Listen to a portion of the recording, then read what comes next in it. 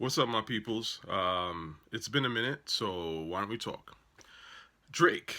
So I listened to the Scary Hours 2 EP. I mean, it's like three songs.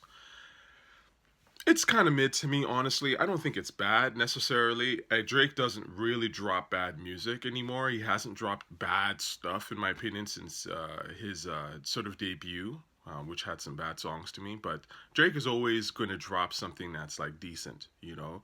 He'll never drop anything amazing for the most part, but he'll always drop something that's like listenable. And I think that is a credit to Drake in his ear because Drake he won't fuck it up, right? And he's remarkably consistent. Do a lot of his songs have the same feel? Yes, of course, he has the same formula. He knows what works, works for his base, and I love that about him, honestly, because I wish artists that I liked did the same thing. It always irks me when I see some of my favorite artists. They come out like ASAP Rocky and Frank Ocean. They come out the gate with this amazing sound and this amazing formula, and then they just switch it up and just abandon it and do something else. And it's just like, what are you doing? You know what I'm saying? Like, every great rapper has formulas, right? It's like Gangstar says, we update the formulas with the times, right? We have certain formulas, we update them with the times. That's what you're supposed to do, right? You're supposed to have a formula and then you update it, right? Given what's going on at the time, you're paying attention to what's popping and what makes sense and what's, unique and interesting. And then you bring elements of that into your formula. But to not have a formula or to ditch a formula that's working is kind of like, why would you do that? So, anyways, the Drake Scary Hours 2, I didn't care for it. I mean, I didn't think it was bad, but it's not something that I would personally go back and listen. If I heard it in the club, sure, I'd turn it up a little bit, but I don't think any of those songs are like, real, like, strong material. What's next? It's okay. Like some people said, it sort of sounds like almost like a Pierre Bournish Nintendo 64 Playboy Cardi type of thing, the beat anyway, a little bit. But of course with less energy. And then the song I think is called "Wants and Needs" with Lil Baby. I thought that was the strongest of the three, um, but I thought it could have been better. I don't know. The beat to me was cool. I had I liked the main melody, but it was it just wasn't there all the way. But again, listenable. And then the Lemon Pepper freestyle, just I mean Rick Ross, I just skipped that shit. I mean I listened to it, but it was like I'll never hear that track ever again. Drake has a lot of songs like that, right? And I don't care about those songs at all. It's like they're very. I find they're very slow and rambly, and they'll just have like an R&B vocal in the back. So like I can't listen to that shit, but it works for him. And again, like there are people that love that shit, and that's fine. Like all more power to them, but not my cup of tea. So I'm gonna try something a little different today because it's on my mind. But people have been asking me about anime, right? Do I watch anime? Not as much as I used to. I used to watch anime a lot in the 2000s, like especially in the early 2000s, when there was a lot of really interesting anime. It just came out of fucking nowhere, and it was like it just blew our fucking minds. So yeah, I do watch anime, but not as much anymore. Like I haven't seen a great anime in a long time. Like let's start with an anime that I absolutely love. That's one of the best things I've ever seen. Period. And that's Full Metal Alchemist. I don't know if you guys have ever watched Full Metal Alchemist, the original, the 2003 version, not that bullshit Brotherhood. Okay, let's talk about that, right? Because there's this like forced debate on the internet sometimes I see where you have the Brotherhood stands and like, oh, Brotherhood is way better because it sticks to the manga. Who gives a shit? Okay, like what's a better story? What makes more sense? Okay, personally, in my opinion, the original FMA is way better than Brotherhood.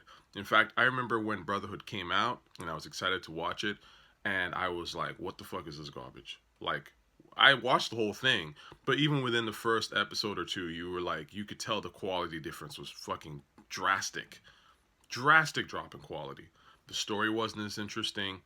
The animation was good and in a way maybe a little bit better than the original, but the story wasn't as good. The music was nowhere near as good as the fucking original. Like the original one, Michiru Oshima, who did the soundtrack for the original FMA, is gorgeous. I mean, like we're talking like amazing classical music, and FMA is actually one of the first animes I ever watched, to be honest with you. I mean, I watched Ninja Robots as a kid and shit like that. So anime has always been kind of part of my life, but I wasn't an anime viewer until like the 2000s. And FMA is one of the reasons why I even started checking for this shit, because I watched FMA and I was blown the fuck away. Like, I was just like, this is way smarter and way more interesting, and there's more world building and all this stuff in here compared to your average entertainment anywhere. Like, this is beating, American TV shows hands fucking down. So I went and tried to check out some more anime, and I then realized that, okay, all right, FMA is actually one of a kind. And it's interesting, you would say this stuff back then. Like, I would say, like, FMA is one of the best things I've ever seen anime wise. And people would be like, oh, it's because you don't know enough, you haven't seen enough. And I'm like, nah, like, I've checked this shit out. Again, I'm of the opinion that great shit stands out. Okay? That's why I have no problems telling you that ASAP Rocky's first mixtape, the Live Love ASAP, is one of the best albums I've ever heard of the new generation in the last 10 years. It just stands the fuck out. I figured this shit out in like 2013. You know what I'm saying? People are going to figure it out now, right? It doesn't take that long. Like, once you start to notice certain things, you're like, okay, this shit is mind blowing, or this shit is really interesting, and like, genuinely, not because of marketing and any of that bullshit, but like, you just are just blown away. It hits you in the gut. You're experiencing probably some classic work, right? It's not like it takes that long to figure out. I mean, yes, you give it some time because you don't know whether or not it'll have the same impact maybe 10, 15 years from now. But chances are, if something blows you away completely, like emotionally it speaks to you, intellectually it speaks to you, right? It's probably some classic shit. And that original FMA, I loved it. I really did. Yeah, the ending could have been better. I thought that it kind of went off the rails towards the very end. There was obviously some filler episodes and things like that, but overall, I thought it was just a way smarter than the Brotherhood. Because Brotherhood to me was kind of shallow. It felt very much like a teen um, show. Like, the villains were very villainous. You know what I mean? Like, it was flat, right? Like, I remember, I think the villain was this guy. Was it called Father or something like that? Who just wanted to take over the world. It's very like, it's very teen comic book shit. Whereas what I loved about the original FMA, and look, at this point, if you ever watch it, maybe I shouldn't spoil it, but the villain in FMA is way better, in my opinion. Like, I just way smarter. I remember being blown the fuck away when it finally reveals who the villain is, and I was just like, whoa, that's smart. That makes sense, right? So yeah, I mean, I love the original storyline. The voice acting, I think, is better in the original one, and that's a huge deal. I watch stuff with the subs. I never watch dubs. I think dubs are trash. In fact, the only dubs I've ever seen that are actually any good are the ones that Miyazaki does, like for his films, like with Spirited Away and Princess Mononoke. Those are decent. But the reason why those are so good is because they actually spend money to make them good, right? They hire somebody. I think with Princess Mononoke, I heard they spent like upwards of like $1 million or $2, right? They hired someone, a professional writer, to rewrite the script, right? Because, I mean, sure, the original script in Japanese was amazing, but you need to write it for English. So they spent the time, rewrote the script, and then, of course, got professional or great voice actors to act out the parts. That takes money, that takes effort. So those subs, or I should say, sorry, those dubs are great.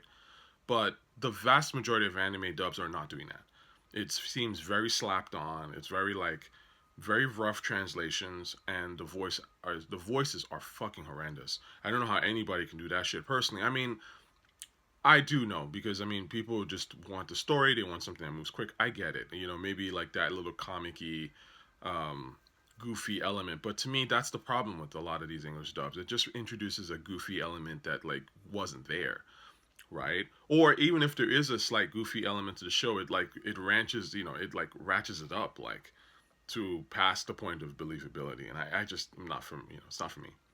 So I don't do dubs, honestly. But the point is, the original one, the original FMA, has great voice acting, and that's the thing in anime. I find in general, I find that the voice acting in anime is superb. That's why I couldn't do dubs. The guys that they get to do like those voices in Japan, they're amazing at what they do. Honestly, I am, more props to them. So yeah, story wise, music wise, um, voice acting wise, the arcs, like where the story goes and the world building, I think is just way stronger in the original. FMA. So let me know what you think. If you've seen FMA or Brotherhood, feel free to disagree with me. But I definitely think that the original one is way stronger. I don't even think it's close, honestly.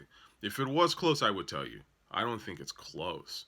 Like, the only thing that the Brotherhood does, like I said, is like maybe you could argue like the animation and some of the fight sequences could be better in Brotherhood, maybe. But ultimately, as with anything, if the storyline isn't great, the voice acting isn't great, the music isn't great, you're not going to care about the fight scenes, right? Like the trick of writing a great movie, a great action movie, is to get people to give a fuck, right?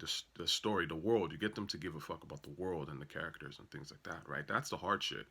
It's not necessarily animating like some fight material. But yeah, I love the original, man.